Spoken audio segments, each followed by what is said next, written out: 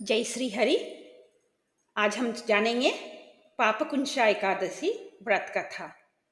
हिंदू धर्म में एकादशी तिथि का विशेष धार्मिक और आध्यात्मिक महत्व माना गया है। प्रत्येक माह के कृष्ण पक्ष और शुक्ल पक्ष की एकादशी को व्रत उपवास के रूप में मनाया जाता है।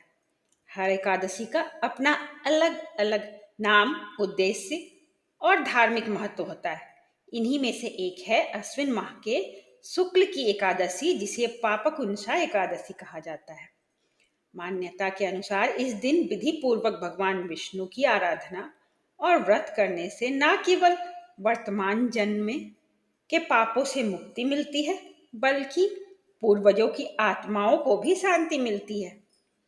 यह भी कहा गया है कि इस व्रत के प्रभाव से पीढ़ियों तक के पापों का नाश होता है और व्रती को धन, सुख और समृद्धि की प्राप्ति होती है।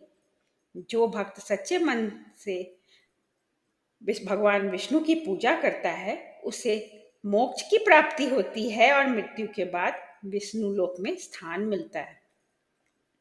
पापकुंशा एकादशी के दिन व्रत कथा का श्रवण या पाठ अवश्य करना चाहिए। ऐसा करने से व्रत पूर्ण और फलदायक माना जाता है।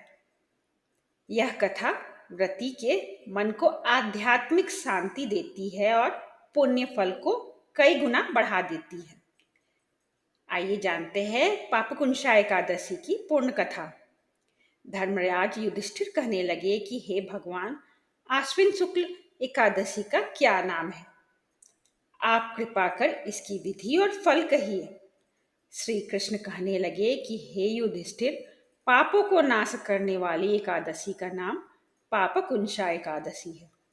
हे राजन, इस दिन मनुष्य को विधि पूर्वक विष्णु जी की पूजा करनी चाहिए। श्री कृष्ण बताते हैं कि प्राचीन समय की बात है, विंध्याचल पर्वत पर एक बहुत ही क्रूर बहेलिया रहा करता था। उसका नाम क्रोधन था। उसने जीवन भर निर्दोष पशु पक्षियों और जीवों की हत्या की थी। इसके साथ ही वह हिंसा, लूटपाट, गलत संगति रखता था।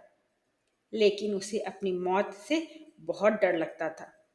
बुरे कर्मों में जीवन व्यतीत करने की वजह से जब उसका अंत समय आया तो यमराज के अति भयानक दूत उसे अपने साथ नरक ले जाने के लिए आ गए। जब उसे दूत दिखने शुरू हो गए तो वह समझ गया कि अब उसका अंत करीब आ गया है। तब वह ऋषि अंगारा के आश्रम पहुंचा। वहां जाकर उसने ऋषि से प्रार्थना की कि आप मेरी सहायता कीजिए। तब ऋषि अंगारा ने उससे कहा कि पहले तुम यह संकल्प लो कि तुम श्री हरि की शरण में हो और फिर अश्विन माह के शुक्ल पक्ष में आने वाले एकादशी तिथि यानी पापकुंशा एकादशी के दिन व्रत रखना। इससे तुम्हारे सारे पाप नष्ट हो जाएंगे, जिससे तुम्हें नरक नहीं भोगना पड़ेगा। ऋषि के कहने पर क्रोधन ने उसी विधि से व्रत किया। इस व्रत के प्रभाव से उसे यमराज के दूतों से मुक्ति मिली और श्री हरि की शरण प्राप्त हुई। तब से ही पापकुंशा एकादशी व्रत किया जाने लगा। जो मनुष्य अपने पापों से मुक्ति पाना चाहता है, उन्हें यह व्रत जरूर करना चाहिए। पापकुंशा एकादशी व्रत कथा सुनना चाहिए और व्रत करना चाहिए। अगर आपको यह मेरा वीडियो अच्छा लगा हो तो प्लीज़ लाइक और सब्सक्राइब करें।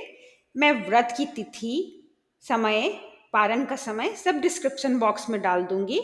आप वहाँ से समय और तिथि चेक कर सकते हैं। धन्यवाद।